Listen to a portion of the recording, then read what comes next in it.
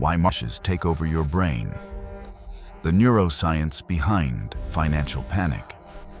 Why is it that when crypto crashes, when prices are cut in half or even down to a third of what they were, when accounts are wiped out in days, sometimes in hours, the first thing that collapses is not the chart, but our sense of control over ourselves?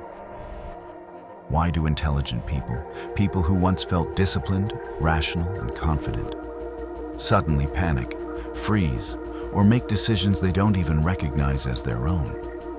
Why does it feel like, in moments of extreme market stress, our mind simply stops listening to reason? The answer isn't a lack of intelligence. It isn't weakness. And it isn't poor character. The answer is biology. Because what's really happening during a market crash is not just financial loss. What's happening is that the human brain is being pushed into survival mode. And when the brain enters survival mode, rational thinking is no longer in the driver's seat. Why does losing money feel so threatening, so overwhelming, so personal? Because to the brain, money is not just a number. Money is encoded as survival resources. For most of human history, a sudden loss of resources meant one thing: less food, less safety, less protection from danger. Your modern brain may understand that this is a digital asset, a fluctuating market, a temporary drawdown. But your nervous system does not. It only registers one signal: resources are disappearing. And when that signal becomes strong enough, a small but powerful structure in the brain, the amygdala, activates like a fire alarm. The amygdala does not analyze charts. It does not calculate probabilities. Its only job is survival. Once it takes control, it triggers a cascade of physiological reactions. Adrenaline surges, cortisol rises, heart rate increases, breathing becomes shallow, and the brain narrows its focus to what feels urgent right now. This is why, during crashes, long-term thinking disappears, perspective collapses, and every decision feels like it must be made immediately. Why does logic fail precisely when we need it the most? Because the part of the brain responsible for rational thinking, the prefrontal cortex, is extremely sensitive to stress hormones. Under high cortisol, this region becomes less active. In simple terms, the brain temporarily powers down the systems responsible for planning, impulse control, and delayed gratification. This phenomenon is often called an amygdala hijack, when emotional survival circuits override conscious reasoning. That's why people sell when they promised themselves they wouldn't, hold losing positions they swore they would cut, or take reckless trades just to feel something different. Not because they don't know better, but because in that moment, their brain is trying to reduce pain, not maximize profit. Why does financial loss hurt so deeply, even when it's just money? Because the brain is wired with a bias called loss aversion. Neuroscience shows that losing something triggers stronger emotional pain than gaining the same thing produces pleasure. From a survival standpoint, this makes sense. Loss meant danger. But in modern markets, this wiring becomes a trap. Loss doesn't just feel disappointing. It feels threatening.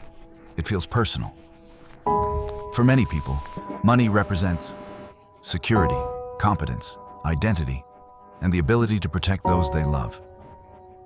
So when money is lost, the brain doesn't say, "I experienced a market fluctuation." It says, "I failed. I'm not safe. I let people down." This is where shame enters. And shame is not loud. Shame is quiet. It isolates. It makes people disappear, not because they don't care, but because the pain feels too heavy to explain. Why do people keep trading even when they're already deeply underwater? The answer lies in dopamine. Dopamine isn't just pleasure. It's the chemical of expectation and anticipation. In rising markets, dopamine reinforces the belief, this works, keep going. But during crashes, dopamine collapses, and the brain enters a state similar to withdrawal. In that state, the nervous system desperately seeks relief, not rational outcomes. This leads to impulsive behaviors, overtrading, doubling down, adding leverage, trying to win back emotional balance rather than financial stability. Neuroscientists call this reward prediction error. The shock that occurs when expected rewards fail to appear. And crypto amplifies this effect. Fast gains, fast losses, and constant stimulation. The nervous system gets pulled violently between hope and despair, like a stretched wire under extreme tension. Why does crypto feel more psychologically destructive than many other markets?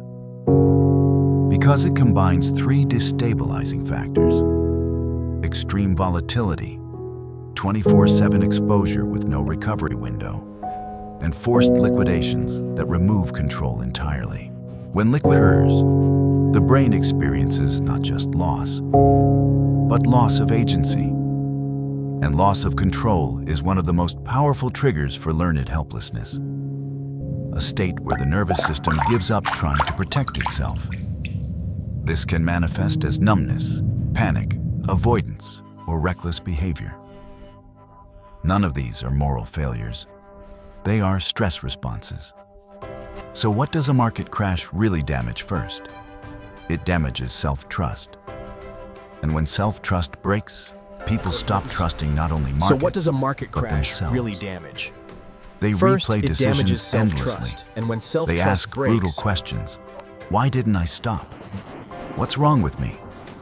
Why do I always do this? But the more accurate question is this: why does the human brain struggle so intensely inside environments of constant uncertainty and high-stakes stimulation? Because it was never designed for this. It was designed for survival, not for leveraged markets that move faster than biology can adapt. So is there a solution? Not a trading strategy, not a prediction, not a perfect entry. The first solution is understanding what's happening inside your brain. When you can name the reaction. This is fear circuitry. This is stress biology. This is an amygdala hijack. You create distance between yourself and the panic. And that distance matters. The second solution is reducing stimulation, not increasing analysis. More charts do not calm a stressed nervous system. More information does not restore clarity. Sleep, nutrition, movement, and disconnection do. And the third, most important principle is this: do not make life-altering decisions while your brain is under threat. Not because you're weak, but because biology guarantees distorted judgment under stress. If you're listening to this and you've just come through a brutal loss, hear this clearly. You are not broken. You are not stupid. You are not alone.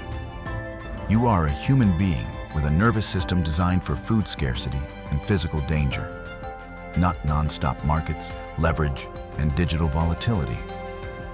Treat your nervous system like it has survived an accident. No self-hatred, no punishment, no rushing to fix everything immediately. Because money can be rebuilt, but losing trust in yourself is far more expensive.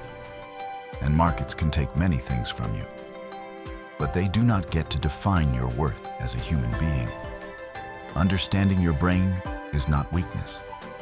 It's the first step back to control, not over the market, but over yourself.